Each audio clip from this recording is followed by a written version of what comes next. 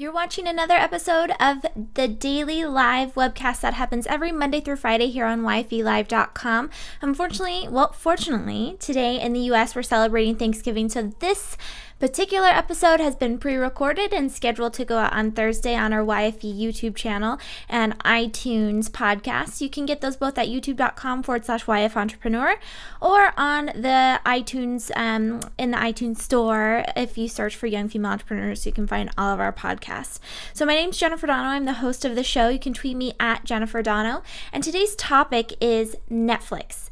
Our Thursday theme is Thematic Thursday, and so each Thursday we select a different theme to go off of. And today's theme is, or this episode's theme is Netflix. Why Netflix? Because I think it's fascinating. It's something I've been using since 2007 or so on the streaming, 2008 on the streaming side, and I ditched cable right away and went through Netflix and Hulu and some of the other things that were streaming, and then we got a Roku box and I was able to watch at that time the Today Show in the morning, and it was just a magical world of streaming entertainment without the cable bill, and it was fantastic. I loved it. So we're still doing that in our house, and now we have an Apple TV too, and so we have a Hulu Plus and Netflix account, and then there's a lot of other podcasts that you can get on. There's YouTube. There's just so much entertainment content out there for people to consume now online. So that's what we're going to be talking about in the short Jenn live webcast. Usually they're about 15 to 20 or so minutes. Sometimes we go a little longer if there's a guest co-host.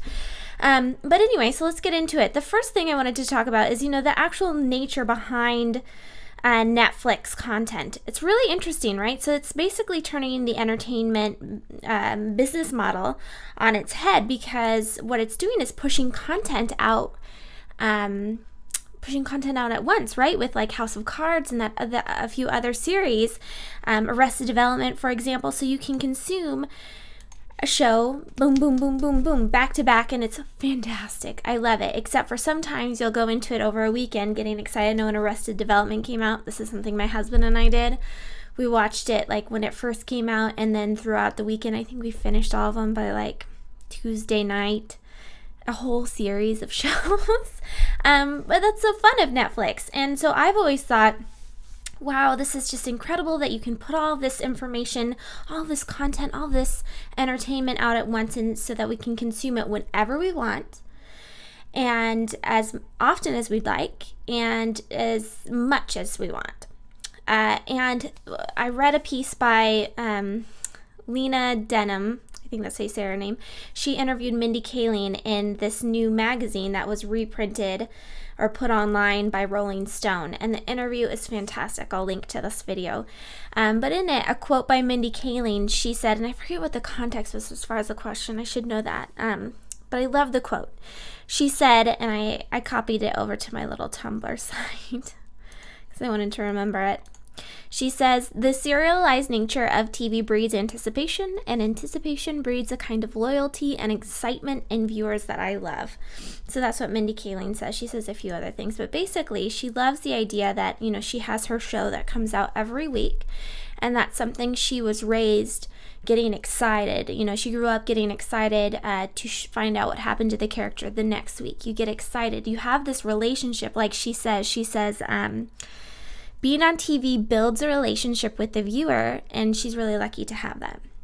And it's true. Each week you come and you show up and you watch the character. And now with Twitter, it's getting more exciting, right? To watch it, to show up live, you get to have a conversation with people that you follow or that other people who enjoy the show. You can find commonalities and build like friendships online through the shows that you watch. So, that is in juxtaposition to the Netflix on demand, available all the time type of a thing, is this idea that having a show on each week builds anticipation. And so what I wanted to pull out from that Netflix piece was a lot of you are doing, and this is kind of a literal translation of that, a lot of you are doing information content and also they like setting out YouTube videos. And there's something about having a video go out every Tuesday or having YFE chat lives, little plug for me, on Thursdays at 6 p.m. Pacific, 9 Eastern on YFElive.com, that you show up each Thursday, But I really do like, I like having that anticipation. So if you're in a coaching program, you don't give everything to someone at once because it overwhelms.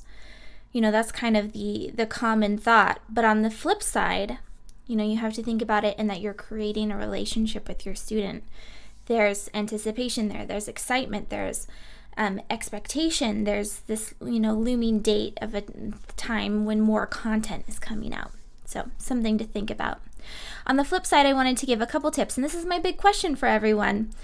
What are you watching right now on Netflix? Because this is something that is frustrating for me, and I hope it is for you too, because otherwise I want your tips on how you find good content to watch on Netflix. But my tip for that is to check out Instant Watcher, instantwatcher.com. I'm sure all of you have looked at it. And basically what it does is it tells you what new movies come out, what's new and noteworthy, what's most popular in the last 24 hours. And I just really enjoy it to find new movies. But I want to know what you're watching. So right now I watch a lot of The Office replays at night. And I've watched Parks and Rec. When I was in my first trimester with the pregnancy, I was sick a lot. So I watched a lot of repeats of that. And that's the kind of stuff that I can watch over and over again. I don't know about you guys on Netflix. But then there's a lot of really good movies that you would never buy, but you want to watch them still. They're kind of like guilty pleasure movies. And one of mine is The View from the Top. Gwyneth Paltrow is so embarrassed that she did that movie and she hates it, but I love it. It's a cult classic for me, and I think it's as cheesy and silly as it's just a fun kind of female empowering, go after your dreams kind of movie. So anyway, comment below this video with what you're watching on Netflix so that we can find new content and connect over the things that we watch. So the last point that I wanted to leave as far as with Netflix being our theme for this episode, for Thematic Thursday, is that Netflix is sucking up all our internet. Not literally, but the majority of what's happening, of what is being downloaded right now on the internet, is Netflix, is entertainment. Netflix is actually the number one use of the internet right now, and that is at 31.62% of all downstream traffic. This is reported in ZDNet, but that's actually, I've read a number of articles in here that's pulling from this same report. And so YouTube is followed by that with 18.69%. So it's Netflix and YouTube, that's the majority. So we're watching content online. And over the weekend, actually for the past 2 weeks, there's this big to-do about cable providers. So what's happening is that our internet quality is going down. All of us are on the same wires. We're sharing the same streams essentially. So if all of us watch the same Netflix, or open up Netflix and watch a show at 8 o'clock, it's going to really hurt our internet speeds. On the flip side, a lot of you are ditching, along with myself, we're ditching cable. So cable companies are having to rework that. So they're charging people for internet with cable add-ons, right? So they're still getting that upsell. So there's this question of what's going to happen when more and more people leave cable and go online to watch their entertainment there's so much new hardware that's coming out that's making that so accessible today. So Xbox, the Google, what is it, Chromecast now, Roku box, our mobile phones, our iPads. People are just watching it from their iPad now. So anyway, as more people get on, what's going to happen as far as that goes, to our internet speeds, to our cable, that type of a thing. And there's a lot of question around what Google's doing with fiber optic, the fiber. I'm totally blanking on what it's called. But there's a lot of things that are interesting. So they're giving away internet for free, essentially, in some cities. And then Facebook has some options. I don't remember where exactly, but you can get free internet there. And you guys can correct me and comment below this video with more information on that. And then another thing, there's examples like in Chattanooga, Tennessee, they have very fast internet. And I believe that was a city initiative. So they had to essentially redo their whole their infrastructure to make that possible, and the electricity and everything that went to it. It's very interesting. So anyway, what's going to happen with that? And I think we as entrepreneurs have to think differently with all of this that's happening, right? the idea that we're consuming entertainment online, that even if you think about it, video ads we saw with Goldie Blocks, they put that viral ad up. 9 million people saw it, and I actually will link to an article that broke down the numbers of what possibly they could have made based off of that 9 million viewed viral video on YouTube. So what are we going to do differently to advertise, and how are we going to best capitalize on the fact that more eyeballs are online, and online entertainment is very much democratized, so anyone can jump on and create content, much like what I'm doing now. So with that in mind, what I wanted to close with is that All Things D reported over the weekend that Katie Couric, the deal to become Yahoo's global news anchor, is set to announce Monday. They announced it Monday. There's a lot of naysayers, a lot of people saying, what is she doing? And I think this is awesome. I love Katie Couric. I know a lot of you guys like Katie Couric. And I don't think this is that crazy of a move.